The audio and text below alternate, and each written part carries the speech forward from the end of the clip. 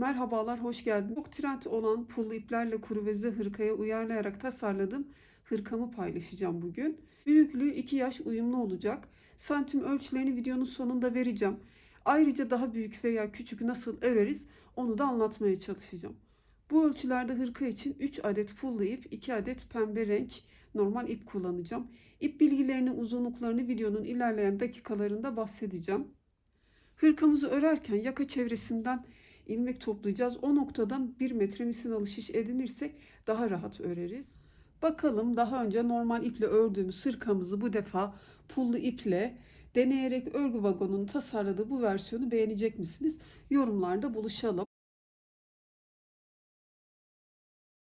Örgümde kullanacağım ipler bir tanesi pullu ip, diğeri normal bebek ipiyle örüp ilerleyeceğiz. Burada seçeceğiniz iplerin kalınlıkları örgünüzün büyüklüğünü, küçüklüğünü etkileyecektir. Bu yüzden ip bilgisi vermek istiyorum. Pullu ipim hemen hemen zaten incelikleri genelde aynı oluyor.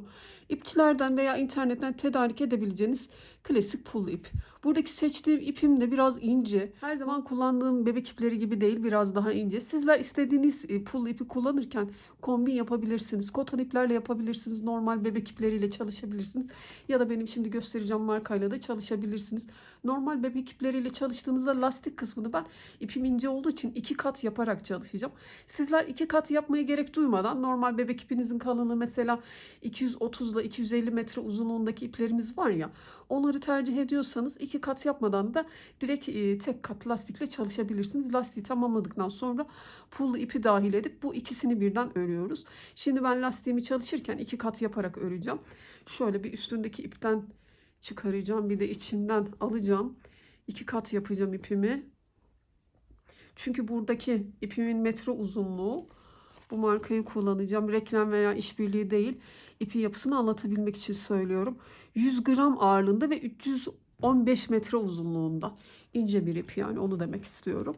Pul ipinde de kullanacağım ipim bu olacak. Bunun da metre uzunluğu 145 metre uzunluğunda, 50 gram. Renk numarası da şu. Buradaki kullanacağımın renk numarası da şuradaki gördüğünüz gibi. SS alabilirsiniz. İpimin yapısından dolayı lastik çalışmasına şöyle 2 kat yaparak başlayacağım örgüme. Sizler ipinizin kalınlığına göre karar verirsiniz. Tek katla da çalışabilirsiniz. 4 numarayla öreceğim ben. Çünkü anlattığım gibi ipimin inceliği 4 numaraya uygun olacak. Sizlerin örgünüz sıkıysa ve ipinizin tercihine göre de şişinizi ayarlarsınız. Şişime tam 2 tane ipimi yan yana getirdim. Biraz da şöyle uzattım burayı ve 66 tane ilmek atarak başlayacağım. Bu 2 kat ipimi bir tane ip olarak kabul ediyorum. Bildiğiniz gibi şişinize ilmeklerinizi atabilirsiniz. 66 ilmeğimi attım. İpimi bağlıyorum burada.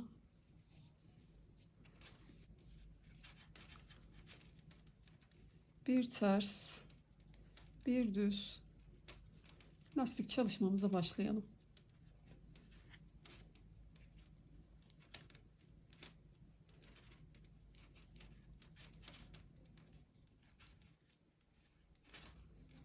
Sıramı tamamladım. Örgümü çeviriyorum. Burada da düzlerin üstüne düz, terslerin üstüne ters olarak lastik çalışmamıza devam ediyoruz. Yaklaşık 5 sıra örelim. Çok uzun, geniş bir lastik çalışması yapmayacağım. Sizler kendi tercihinize göre bunu ayarlayabilirsiniz tabi. Gördüğünüz gibi yanındaki ilmeğim düz, düzün üstüne düz. Yanındaki ters, ters olarak örüyorum.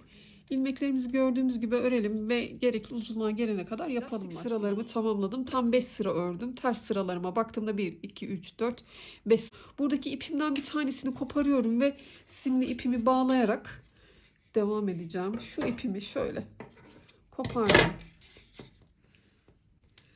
Simli ipimle devam edeceğim. Yine 2 kat olarak çalışacağız. Bir tanesi normal ipimiz, bir tanesi simli ip olarak ön yüzden düz, arka yüzden ters öreceğiz.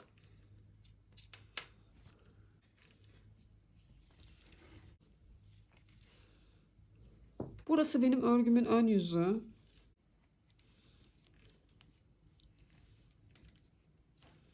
Bütün ilmeklerimi düz olarak örüyorum bu sırada.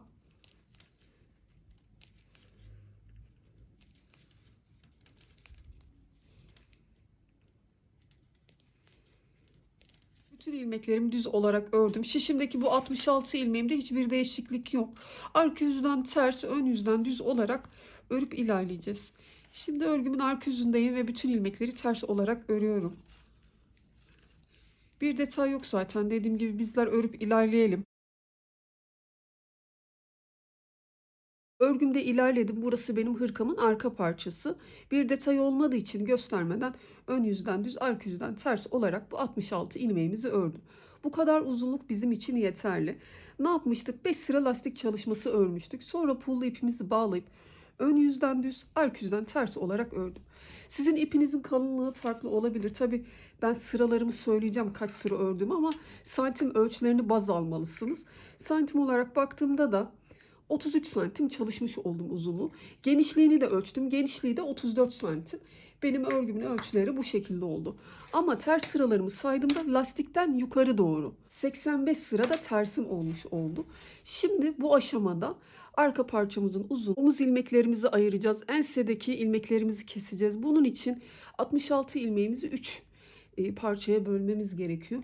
Omuzlar için 22 ilmek bırakacağız. Diğer omuzda 22 ilmek üzerinden olacak.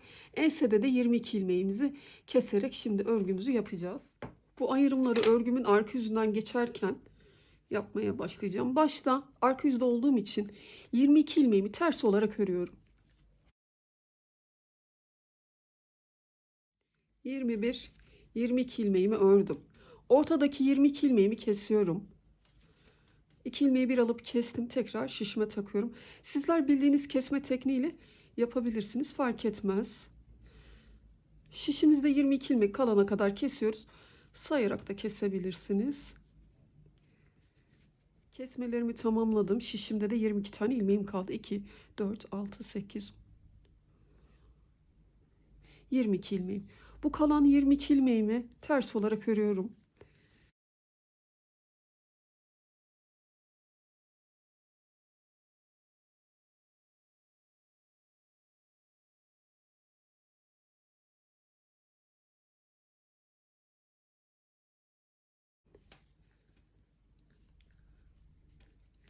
Bu 22 ilmeğimi düz olarak örüyorum.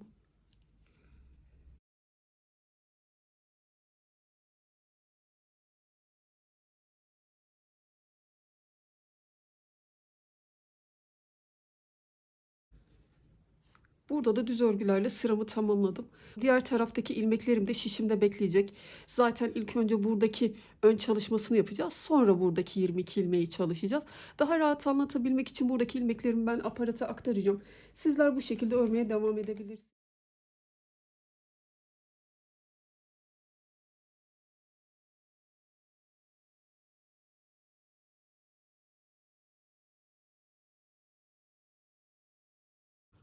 Burada örgümü çeviriyorum. Arka yüzden tersi, ön yüzden düz olarak bu 22 ilmeğimizi bir miktar örelim. Sonra artışlar yapmaya başlayacağız. Burada ben sıralarımı çalışırken şöyle kapattığımda ön tarafa gelecek bu ön pat çalışmasından dolayı ilmek toplayacağız ya.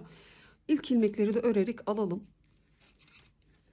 İlmek toplarken çok delikli bir görüntü oluşmasın.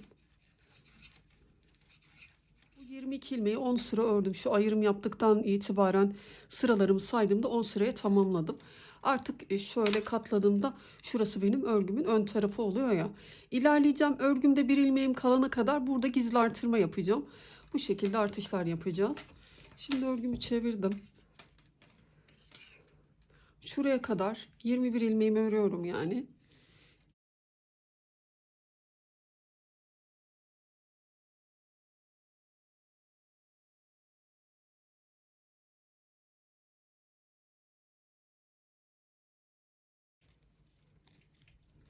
Örgümün başından bütün ilmekleri ördüm.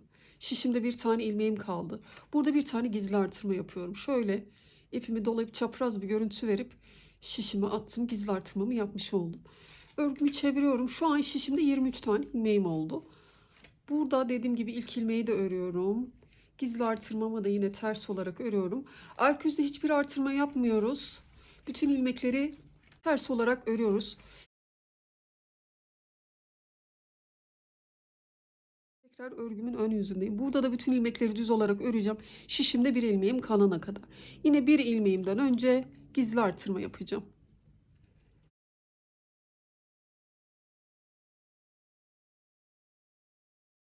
Hiçbir zorluğu yok. Daha önce de çok kez kuruveze yaka modeller ördük. Benimle beraber çalışan arkadaşlarım için söylüyorum.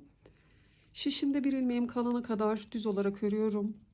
İlerledim, şişimde bir tane ilmeğim kaldı. Burada bir gizli artırma yapıyorum. Kalan bir ilmeğimi de örüyorum.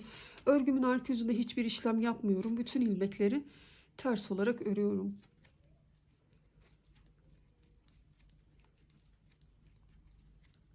Sıramızı tamamlayalım. Tekrar örgümüzün ön yüzüne geçelim. Arka yüzden sıramı tamamladım. Tekrar örgümün ön yüzünden düz örgülerle ilerliyorum. Şişimde bir tane ilmeğim kalana kadar. Ve burada bir gizli artırma yapıyorum. Son kalan bir ilmeğimi de örüyorum. Örgümün arka yüzüne geçiyorum. Bütün ilmekleri ters olarak örüyorum. Tekrar ön yüze geçtiğimde yine bir ilmeğim kalana kadar bütün ilmekleri düz, bir gizli artırma, kalan bir ilmeğimi örüyorum. Böyle böyle artışlar yaparak ön tarafın kuruveze çalışmasını tamamlamış olacağız. Arka yüzden bütün ilmekleri ters olarak ördüm. Ön yüze geçtim. Yine bütün ilmekleri düz olarak örüyorum. Şişimde bir ilmeğim kaldı. Bundan önce bir gizli artırma yapıyorum. Bir ilmeğimi örüyorum. Tekrar her sırasını göstermeme gerek yok. Ön taraf bu şekilde V olacak şekilde ilmekler artıyor. Kaç tane ilmek artış yaptığımızı söyleyeceğim. O noktaya kadar bizler örelim. Örgümüzün ön yüzünden düz, arka yüzünden ters. Yaptığım gibi artırmalarımı yaparak devam ettim. Örgümün her ön yüzünde bir ilmeğimden önce artırmamı yaptım. Ve şu an şişimde 52 tane ilmeğim oldu. Omuzda 22 ilmekle başlayıp 52 ilmeği tamamladık. 30 tane gizli artırma yapmış oldum. Bu aşamadan sonra bu 52 ilmeğimi hiçbir artırma yapmadan ön yüzden düz, arka yüzden ters olarak bir miktar öreceğiz. Bunun uzunluğunu da arka tarafta hatırlarsınız, benim örgüme göre lastikten yukarı doğru bütün sıralarım 85 sıraydı. Şu ters sıralarımı saydığımda. Ön tarafta da şu ayırımları yaptık ya omuzdan ve 22 ilmekle örmeye başladığımız yerden itibaren şuradan saydığımda bu tarafın da en az 85 sıra olması gerekiyor. Ancak ben 2 sıra daha fazla yapacağım. Şöyle ense kısmı çok oturmasın diye ön tarafı da omuzdan itibaren toplamda 87 sırayla tamamlayacağım. Şu aşamaya kadar baktığımda 70 sıra örmüşüm. Yaklaşık buradan sonra hesapla 17 sıra daha öreceğiz. Siz bu aşamaya kadar kaç sıra ördüğünüzün de bir önemi yok aslında. Toplamda 87 sıraya tamamlayacağız. Sizler kendi örgünüze göre de arka sırayı kaç sırada tamamladıysanız ön tarafı da aynı şekilde çalışacağız.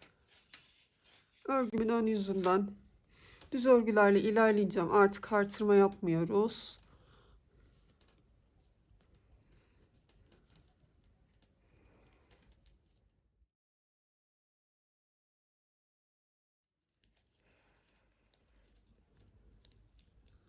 Burada bütün ilmekleri düz olarak ördüm. Örgümü çeviriyorum. Arka yüzde de bütün ilmekleri ters olarak öreceğiz. Bu 52 ilmeğimizi dediğim gibi arka taraftaki uzunluğumuz sıramız tamamlanana kadar örelim. Sonra lastik çalışmasına geçeceğiz. Sıralarımı tamamladım. Artık lastik çalışmasına geçebiliriz. En son ördükten sonra gerekli genişliğe ulaşana kadar artırmaları yaptık. Sonrasında da ilmekleri olduğu gibi gerekli genişliğe ulaştıktan sonra olduğu gibi ön yüzden düz, arka yüzden ters olarak örmeye devam ettim. Bunu nereye kadar ördük? Arkamızdaki sıramız kaç sıraysa artı 2 sıra ekleyerek ön tarafı tamamladık. Benim örgümün arka sırasının uzunluğu 85'ti. Ön tarafı da şu omuzdaki ayrımdan itibaren 87 sıra olacak şekilde yaptım. Dediğim gibi aynı sayıda yapmadım ki şöyle omzunu oturmasın diye. Şimdi pullu ipimi keseceğim. Lastik çalışmama başlamış olacağım. Pullu ipimizle işimiz bitti.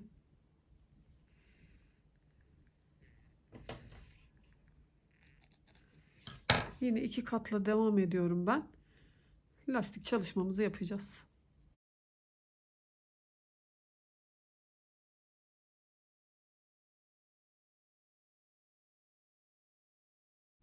Lastik çalışmamız için bir ters bir düz örgümüze başlıyoruz.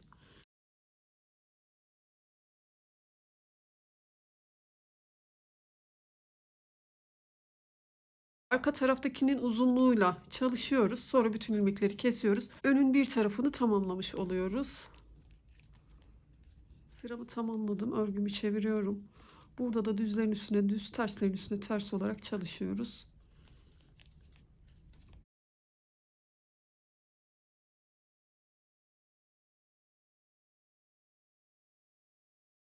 Sıralarımı tamamladım. 5 sıra ördüm.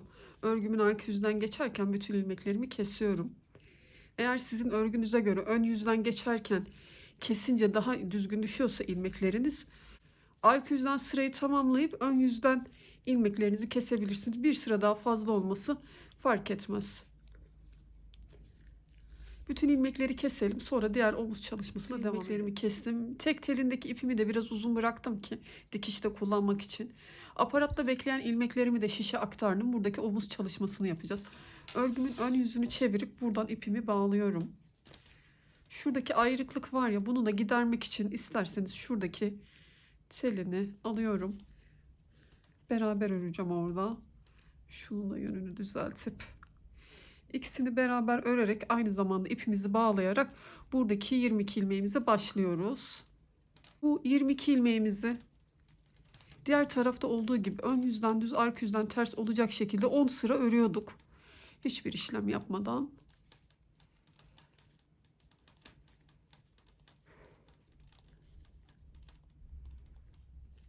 Örgümü çevirdim.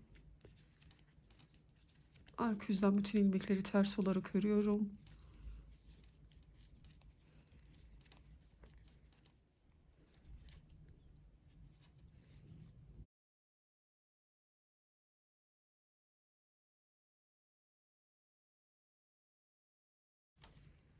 Ön tarafa gelen bu pat çalışması olan yerde ilk ilmeklerimi de örerek alıyorum.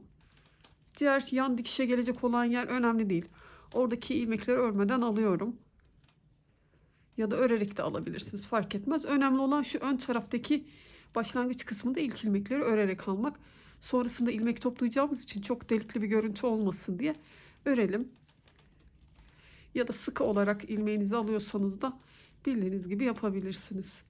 Buradaki 22 ilmeğimizi 10 sıra örelim. Sonra artışlar için tekrar beraber devam edelim. 10 sıramı tamamladım. Şimdi artık bu tarafta artışlar yapacağız. Bunun için örgümüzün başındaki ilk ilmeği öreceğiz. Yanında bir gizli artırma yapacağız. İlk ilmeği ördüm. Bir gizli artırma yapıyorum. Kalan ilmekleri düz olarak örüyorum. Bu defa da örgümüzün başlangıcında, örgümüzün her ön yüzünde bir ilmeği ördükten sonra gizli artırmamızı yapacağız.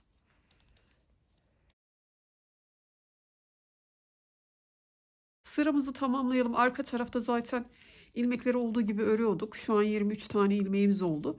Arka yüzden de bütün ilmekleri ters olarak örelim. Tekrar ön yüzde artış yapacağız. Sıralarımı tamamladım. Arka yüzden de bütün ilmekleri ters olarak ördüm.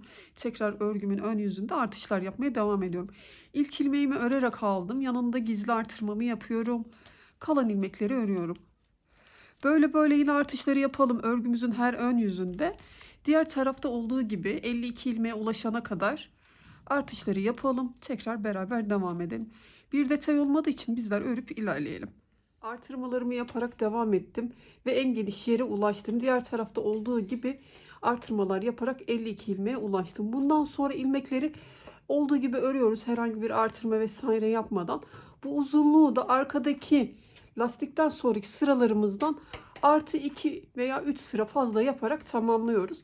Sonra yine pul ipimizi koparıp diğer ipimizi bağlıyoruz ve normal ipimizle lastik çalışmamızı tamamlıyoruz. Bunun için örgümün ön yüzünden artık hiç artırma yapmadan örmeye devam ediyorum.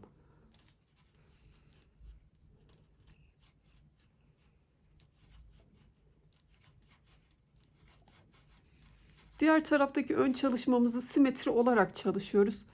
Kaç sıra ördüyseniz burayı da aynı şekilde tamamlayalım.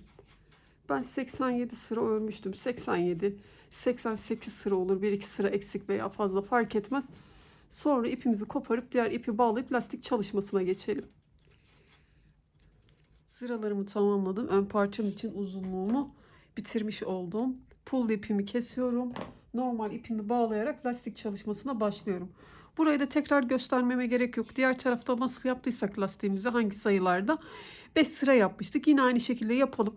Bütün ilmekleri keserim. Kol çalışmasıyla devam edelim. Lastik çalışmasını da bitirdim. Bütün ilmekleri kestim. Arka ve ön parçayı tamamlamış olduk. Bu aşamadan sonra kolları çalışacağız. Bunun için de şöyle örgümün iç yüzünden yukarı doğru sıralarımı saydım, işaretimi taktım. Ön taraftan da aynı şekilde yukarı doğru sıralarımı saydım, işaretimi taktım. Bu iki işaretin arasından ilmek toplayacağız. Yaklaşık 50 ilmek toplayacağız ve ön yüzden düz, arka yüzden ters olarak öreceğiz. Şimdi bu sıraları nasıl yaptım? Kol evinin ben çok dar olmasını istemiyorum. Hırkamıza göre şu kol evinin biraz daha geniş ve kol ilmeklerinin çok dar olmasını istemeden hafif salaş bir görüntü olmasını istediğim için aşağıdan şu lastik çalışmasından yukarı doğru ters sıralarımı saydığımda 46 sıra saydım, işaretimi taktım. Ön tarafta da yine aynı şekilde lastik çalışmasından yukarı doğru şu ters sıralarım var ya, 46 sıra saydım, buraya işaretimi taktım. Diğer tarafta da aynı şekilde işaretlerimi aldım. Buradan da 46 sıra saydım, işaretimi taktım. Yine bu yan tarafa doğru olan ön kısımdan da 46 sıramı sayıp işaretimi taktım. Önce bu tarafı çalışalım isterseniz. Şöyle örgümün ön yüzünü santim olarak ölçeyim isterseniz. Santim olarak ölçtüğümde de işaretime kadar 20-21 santim arası ölçümüz görünüyor. Sizler de isterseniz bu işaretleri göz kararı olacak şekilde ayarlarsınız. Kol evinin genişliğini yine sizler kendi tercihinize göre ayarlayabilirsiniz. Şu şekildeki genişlik benim için yeterli. Burada örgümün düz yüzünü çeviriyorum. Yine bir normal ipim ve pullu ipim 2 kat şeklinde ilmeklerimi toplayacağım. İşaretimin olduğu yerden girdim.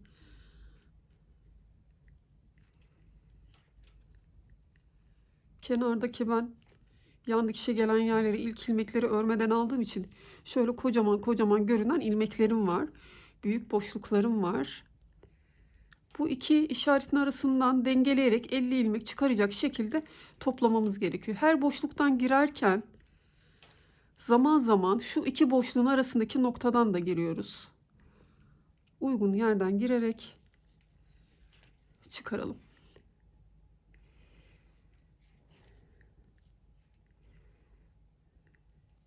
Tekrar büyük boşluk. Arda arda şuradaki boşluktan girdim. Her büyük boşluktan çıkarırsak seyrek olur. O yüzden zaman zaman bu iki boşluğun arasındaki noktalardan girip ilmek toplayalım.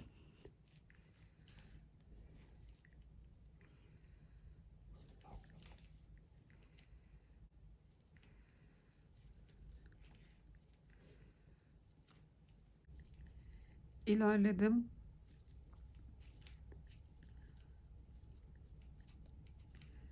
Ve 50 tane ilmeğimi toplamış oldum. Şuradan da alıyorum. Bu topladığınız ilmeğin sizin kolunuzun genişliğini belirliyor. Hangi genişlikte olmasını istiyorsanız ona göre de ilmek sayısını sizler ayarlayabilirsiniz. Şöyle katlayıp bakarsınız genişliğine. Ona göre buradaki ilmek sayısına karar verebilirsiniz. Buradan toplamda ben 50 ilmek topladım. Örgümü çeviriyorum. Burada bütün ilmeklerimi ters olarak örüyorum.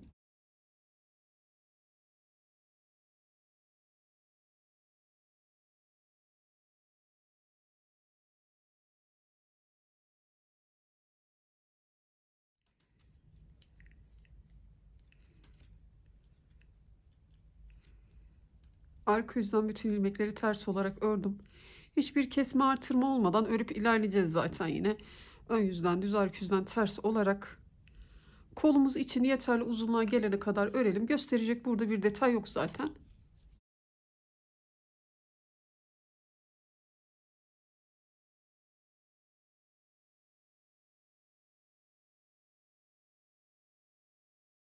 İşaretimin arasından topladığım ilmeklerimizi ön yüzden bütün ilmekleri düz olarak öreceğiz. Arka yüzden de ters olarak öreceğiz.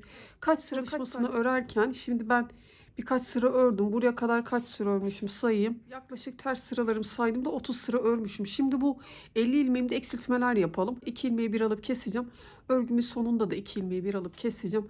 Böylelikle 48 ilmeğe düşüreceğiz. Benim iplerim ince olmasına rağmen kol çalışmam çok dar olmadı. Sizin ip yapınıza göre çok daha geniş olduysa biraz daha evvelden kesmeye başlayabilirsiniz. Mesela 5 sıra ördükten sonra da kesmeye başlayabilirsiniz. Ya da ilk toplarken daha az toplarsınız ilmek sayısını. Bu koldaki genişliği ayarlamak ipinizin kalınlığına da bağlı biliyorsunuz. Ona göre ayarlarsınız. Örgümün sonunda 2 ilmeği bir alıp keseceğim. Arka yüzünden geçerken de burada yine bir eksiltme yaparım. Devam edeceğim.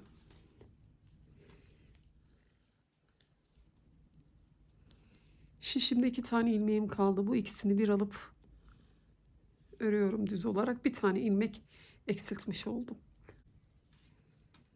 Arka yüzden bütün ilmekleri örüyorum. Yine şişimde 2 ilmeğim kalınca ikisini bir alıp keserim. Eksiltmiş olurum. Devam edelim bu şekilde. Sıralarımı tamamladım. 20 santim örmüş oldum. Ters sıralarımı da içeriden saydığımda yaklaşık 55-56 sıra örmüş oldum. Sizler kendi örgünüzün genişliğine, büyüklüğüne göre kolunun uzunluğuna karar verebilirsiniz. Burada kol ağzı lastik çalışmasını yapacağız. Pulla ipimi kestim. Diğer normal ipimi bağlıyorum. Bu arada lastik çalışmasına geçerken kol ağzındaki lastik çalışması derli toplu olsun istediğimiz için kesmeler yapacağız. Şu an şişimizde 48 tane ilmeğimiz var. Yaklaşık 10 tane ilmek eksiltelim ve 38 ilmeğe düşürelim. Şimdi hem bir ters bir düz lastik çalışmasını kuracağım hem de ara ara kesmeler yapacağım. Bir düz ördüm. Bir ters. Bir düz. Burada kesme yapalım. Hem de tersimizi örelim. İlmeklerime alış şeklimden dolayı terslerimin içinde eksilteceğim ben ilmeğimi. Bir tane daha eksilttim. Bir düz, bir ters, bir düz, bir tane daha eksiltelim.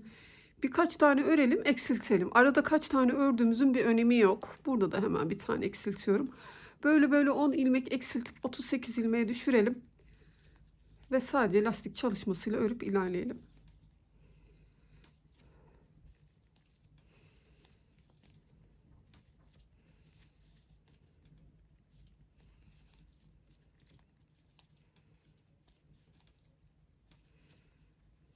Ara ara kesmeler yaparak 38 ilmeğe düşürdüm. Aynı zamanda lastik kurulumunu yapmış olduk. Arka yüze geçtiğimde düzlerin üstüne düz, terslerin üzerine ters olarak örüyorum. Yanındaki ilmeğimi görüyorum. Ters, üzerine ters. Düz, ters. Buradaki lastik çalışmamızı da aynı bedende olduğu gibi çok uzun yapmayacağım. 5 sıra öreceğim. Sonra bütün ilmekleri keseceğim. Sıralarımı tamamladım. Baktığımda 1, 2, 3, 4, 5 sıra ördüm.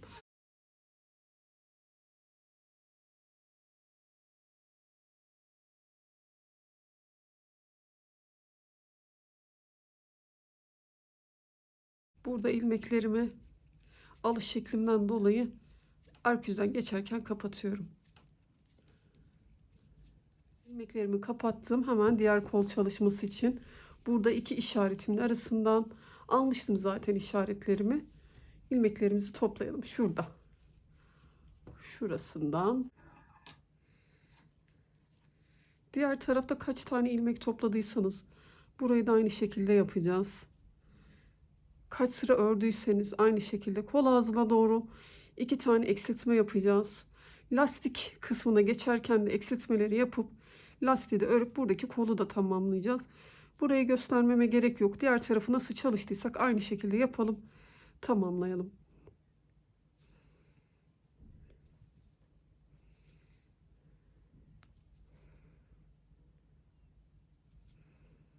Diğer kol çalışmamızı da tamamladık. İsterseniz kol altı ve yan dikişlerimizi tamamladıktan sonra ön pattan ilmek toplayalım.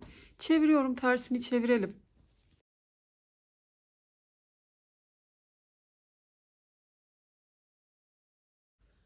Hırkamın tersini çevirdim. Şöyle karşılıklı dak getirdikten sonra önce yan dikişini geleceğim, dikeceğim buraya kadar. Sonra kol altı dikişini yapacağım. Bildiğiniz dikişle birleştirebilirsiniz.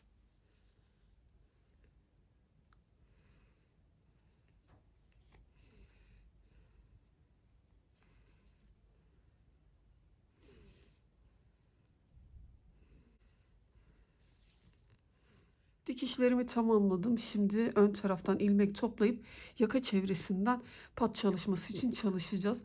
Bunun için misinalı şiş edinirseniz çok daha rahat örerseniz tüm çevresinden ilmek toplayacağımız için bir hayli ilmeklerimiz çoğalacak.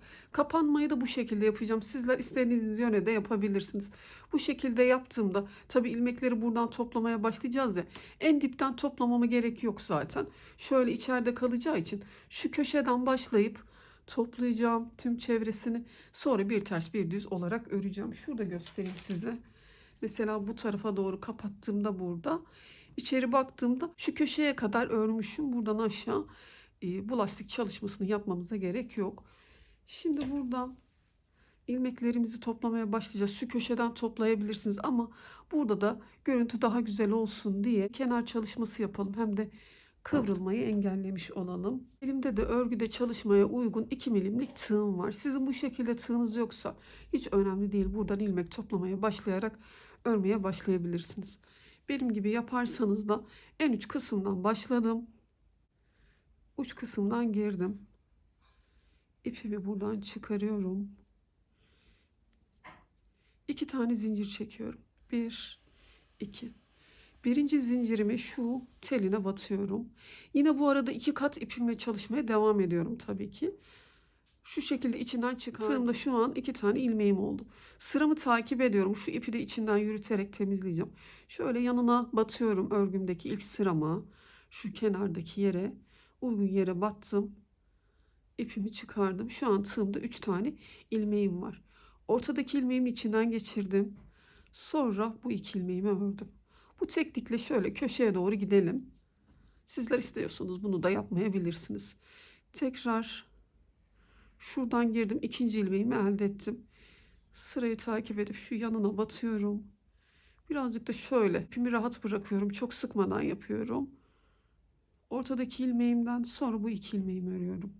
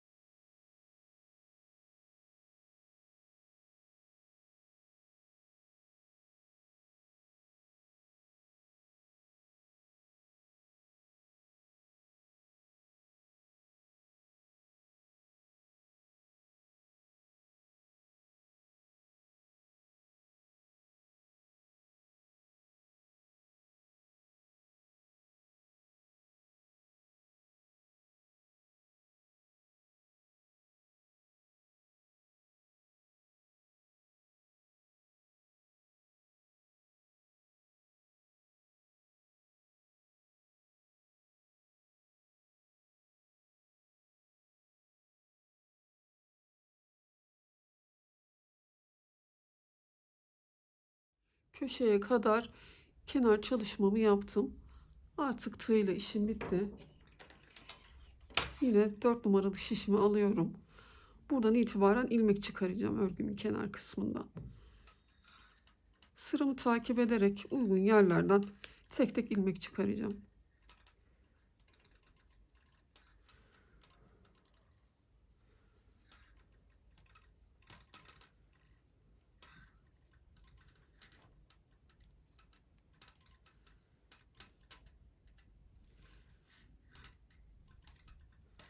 Çok fazla seyrek toplamadan, çok da sık sık toplamadan bu aralığa dikkat ederek ilmeklerimizi toplayalım. Sonrasında yaka çevresinde topladığımız ilmeklerde toplanma olmasın ya da marullu bir görüntü olmasın. Orantılı bir şekilde ilmekleri toplayalım. Yine şurada göstereceğim. Toplayan bir lastik çalışması olmasın ya da dediğim gibi esneyen bir çalışma olmasın. Bu dengeyi sağlayarak sıraları takip ederek ilmekleri toplayalım. Hemen hemen her sıraya da batarak topluyorum.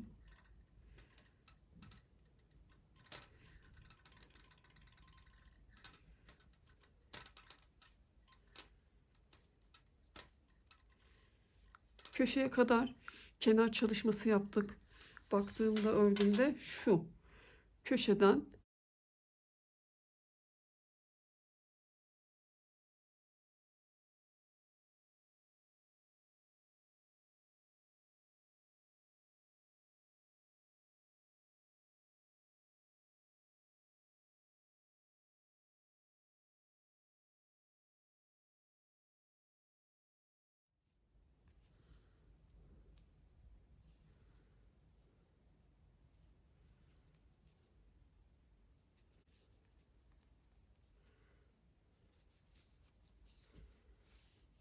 ön kısmındaki genişleyen yerden ilmek toplaya toplaya ilerledim. Şimdi şuradaki düz hattımdan topluyorum.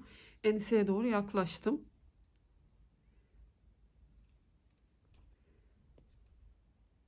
Kenardaki düz hattımın orta noktalarından girerek topluyorum.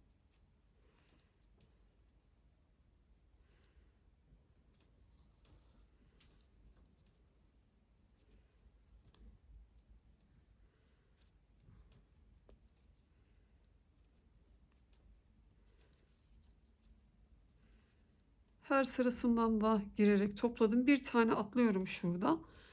Sırayı takip ediyorum.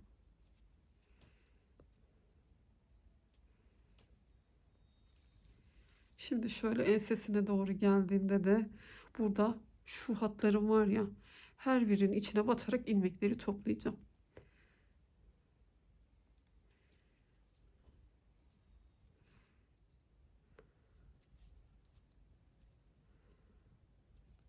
İlmekleri çıkarırken zorlanıyorsanız tığ yardımıyla da çıkarabilirsiniz.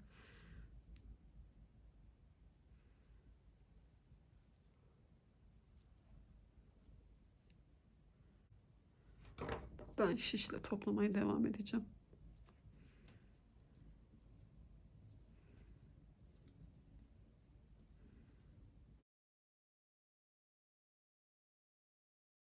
Bu ense kısmındaki her sıradan bir tane ilmek çıkararak devam ediyorum.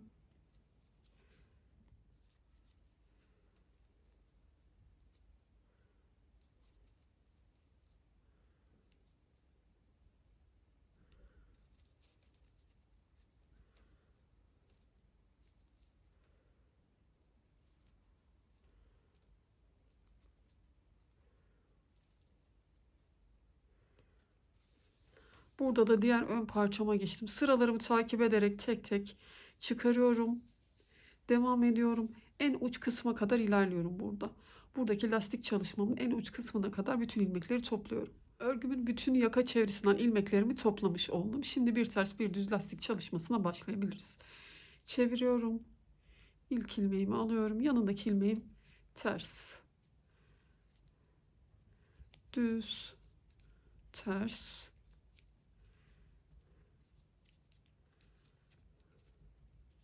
Sıra sonuna kadar düz ters olarak öreceğiz. Örgümüzü çevirip terslerin üstüne ters, düzlerin üstüne düz olarak yeterli uzunluğa gelene kadar lastik çalışmamızı yapacağız. İlerledim ters düz lastik çalışmamla örgümü çeviriyorum. Burada gördüğüm gibi örüyorum.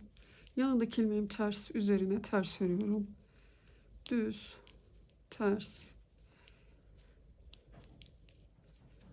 Bu şekilde artık yeterli genişliğe, uzunluğa gelene kadar bu pat çalışmasını yapalım. Sonra bütün ilmekleri kapatacağız. Kaç sıra ördüğümüzü söyleyeceğim. Bir ters bir düz lastik örgüsüyle devam ettim. Ön taraftaki topladığımız ilmekleri ve ön yüzden sıraları saydığımda şuradaki düz hattımdan 1, 2, 3, 4, 5, 9, 10 sıra çalışmış olduk. Bu kadar genişlik bizim için yeterli. Şöyle kıvırıp dikeceğiz. Bunun için örgümdeki bütün ilmeklerimi kesiyorum. Keserken çok sıkmayalım. Kıvırıp dikeceğimiz yer var ya, orası kasmasın. Rahat örgümüzle aynı esneklikte bir kesme yapalım.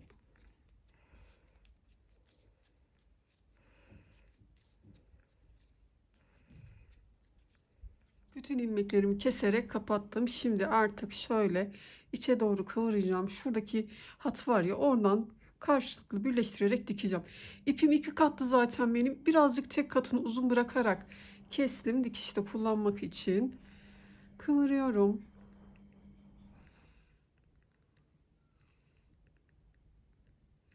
Örgümün kenarındaki şu hattan girdim ve kestiğim hattan girerek dikiyorum.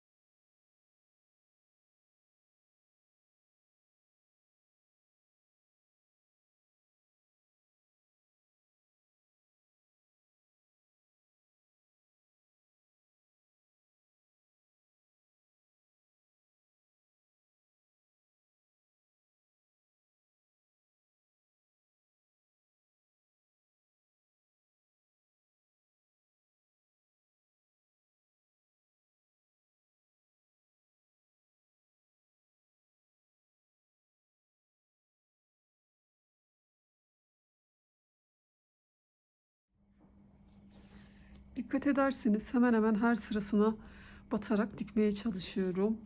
Çok sıkmıyorum, çok gevşek de bırakmıyorum. Bu orantıyla dikip tamamlayalım.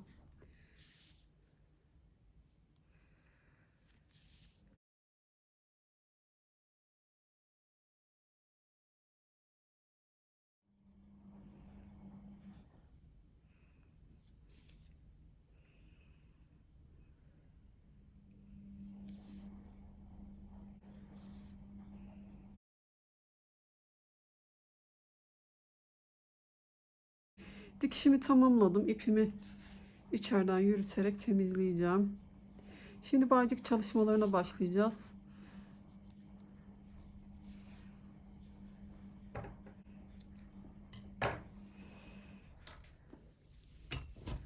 Hırkamı katlıyorum. Şu ipi de içine alıp temizleyeceğim biraz sonra. Şöyle. İçerideki bağcığımızı çalışalım önce. Örgümün iç yüzündeki bu köşeden herhangi bir yerden giriyorum. İpimi çıkardım.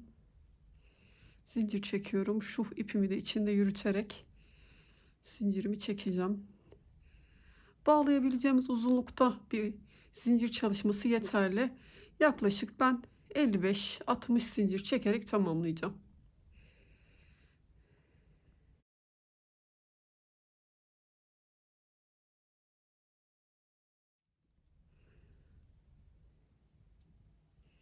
...53, 54, 55... ...bir tane daha çektim. 56 zincir yaptım. İpimi burada kesiyorum. Düğüm atalım burada.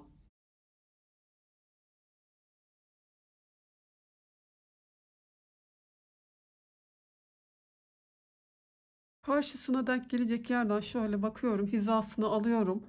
Bu yan dikiş yaptığımız yerden de yine zincir çekeceğim.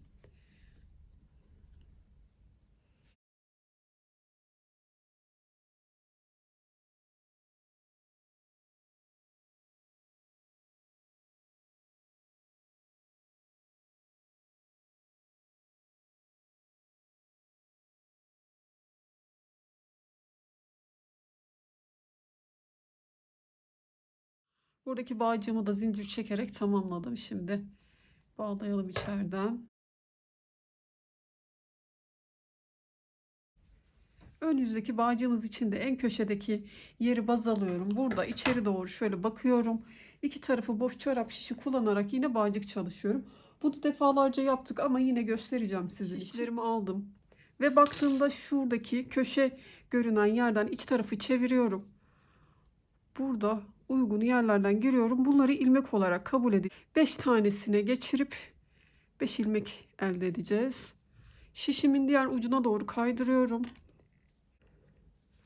Bu 5 ilmeğimizi gördüğünüz gibi 2, 4, 5 tane ilmeğim oldu. Düz olarak örüyorum.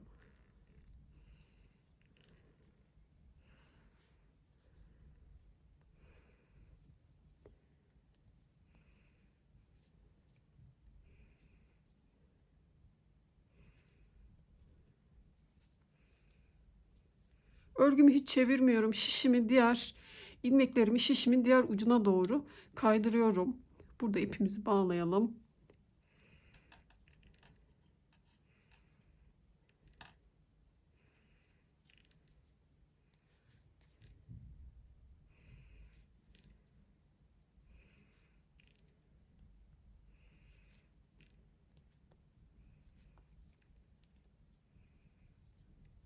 Beş düzümü ördüm. Yine ilmeklerimi şişimin diğer ucuna doğru kaydırdım.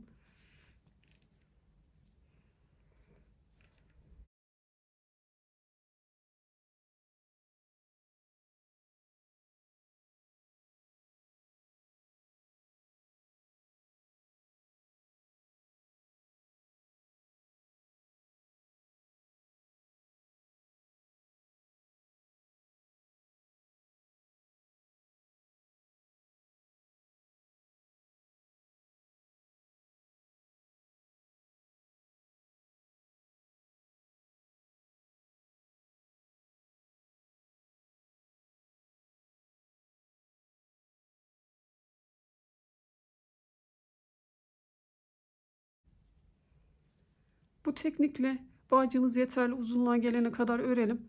Sonra bu 5 ilmeğin içinden birden toplayacağım ipimi. Orayı da gösteririm. Bağcığımızı yapalım. Bağcığımın uzunluğunu tamamladım. Yaklaşık 28 santim çalışmış oldum. 25 santim, 28 santim çalışabilirsiniz. Burada bütün ilmekleri bir alıp keseceğim ya da tığ yardımıyla hepsinin birden içinden de geçirebilirsiniz. 5 ilmeğimin içine birden girdim ve buradan ipimi çıkarıyorum. Çıkardım. Tekrar bu bir ilmeğimi şöyle ördüm. Sabitlemiş olacağım.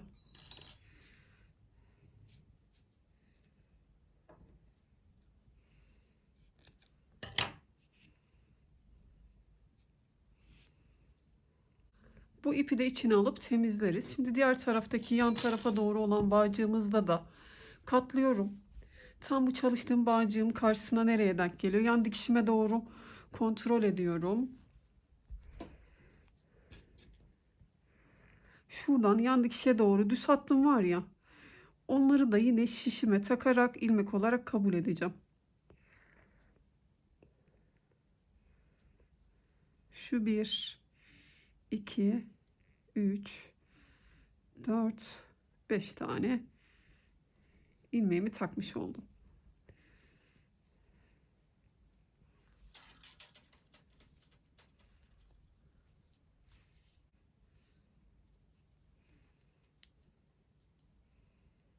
Beş düz örüyorum.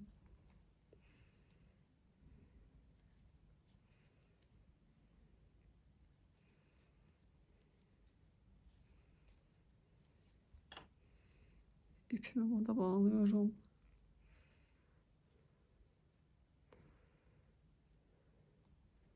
Örgümü hiç çevirmiyorum. Şöyle şişimi kaydırdım, ilmeklerimi uca getirdim ve 5 düzümü örüyorum. Burayı da aynı uzunlukta çalışalım. Ben 28 santim örmüştüm. Yine aynı şekilde örelim. Bütün ilmekleri keselim ve hırka çalışmamızı tamamlamış olalım.